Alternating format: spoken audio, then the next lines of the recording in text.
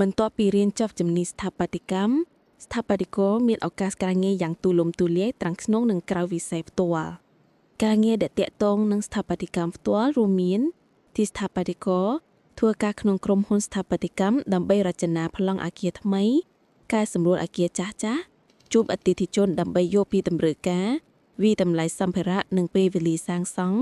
រៀបចំឯកសារកិច្ចសន្យានិងចុះត្រួតពិនិត្យការដ្ឋានស្ថាបត្យករមិនមែនត្រឹមតែអ្នកគូរប្លង់ប៉ុណ្ណោះទេ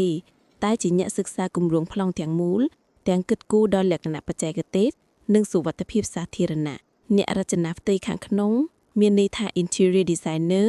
ផ្ដោតលើការរចនានិងកែលម្អផ្ទៃខាងក្នុងនៃអគារដើម្បីធានាថាចន្លោះប្រើប្រាស់មានប្រសិទ្ធភាពនិងភាពទាក់ទាញស្ថាបត្យករទេសភាពមានន័យថា Landscape Architect ធ្វើការរៀបចំផែនការរចនានិងគ្រប់គ្រងទីធ្លាបើកចំហដូចជាសួនច្បារតំបន់ធម្មជាតិឬទីក្រុងអ្នកបច្ចេកទេសស្ថាបត្យកម្មមានន័យថា Architectural Technologies ឬអ្នកគូរប្លង់ដោយកុំព្យូទ័រ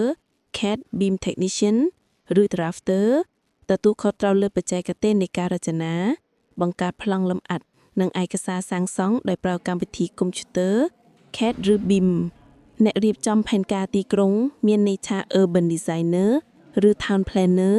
ធ្វើការរៀបចំផែនការនិងអភិវឌ្ឍទីក្រុងឬតំបន់ធំៗផ្ដោតលើការប្រើប្រាស់ដីធ្លី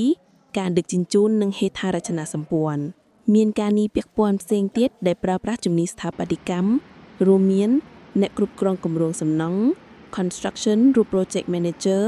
គ្រប់គ្រងការអនុវត្តគម្រោងសំណង់ទាំងមូលចាប់ពីការរៀបចំប្លង់រហូតដល់បញ្ចប់ការសាងសង់រួមទាំងថវិកានិងកាលវិភាគអ្នកស្ទង់មតិអគារមានន័យថា Building Surveyor ផ្ដោតលើការថែរក្សាកែលម្អជួសជុលនិងស្ដារអគារដែលមានស្រាប់អ្នករចនា Graphic ឬរូបភាព 3D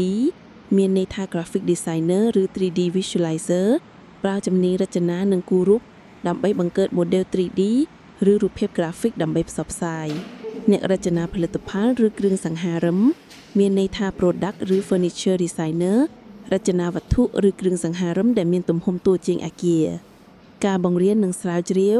មានន័យថា teaching and academia ធ្វើជាសាស្ត្រាចារ្យឬអ្នកស្រាវជ្រាវក្នុងវិស័យស្ថាបត្យកម្មការងាររដ្ឋាភិបាលមានន័យថា government roles ធ្វើការនៃក្រសួងរៀបចំដែនដីនគររូបនីយកម្មនិងសំណង់ឬស្ថាប័នរដ្ឋាភិបាលផ្សេងទៀតដែលទាក់ទងនឹងការអនុម័តសំណង់និងការអភិវឌ្ឍជំនាញស្ថាបត្យកម្មផ្ដល់នូវមូលដ្ឋានគ្រឹះរឹងមាំទាំងខាងសិល្បៈវិទ្យាសាស្ត្រនិងបច្ចេកវិទ្យា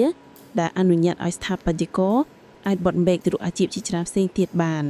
អូបើបានរៀនស្ថាបត្យកម្មនៅ NTTI អាចបង្កើនការងារឬមុខរបរបន្ថែមមួយទៀតគឺ Print 3D កាត់ Laser ដែលរៀនចេះហើយអាចបង្កើតជាមុខរបរដោយខ្លួនឯងបាន